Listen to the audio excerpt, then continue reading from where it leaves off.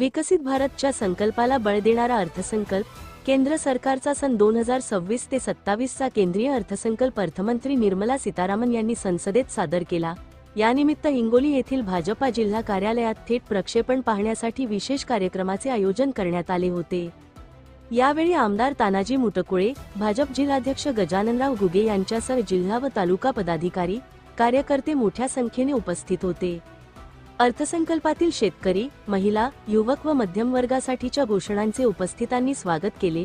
आमदार तानाजी मुटकुळे यांनी हा अर्थसंकल्प भारताला तिसरी मोठी अर्थव्यवस्था बनवण्याच्या दिशेने महत्त्वाचा टप्पा असल्याचे सांगितले, तर जिल्हाध्यक्ष गजाननराव घुगे यांनी केंद्राच्या लोककल्याणकारी योजना तळागाळापर्यंत पोहोचवण्याचा निर्धार व्यक्त केला।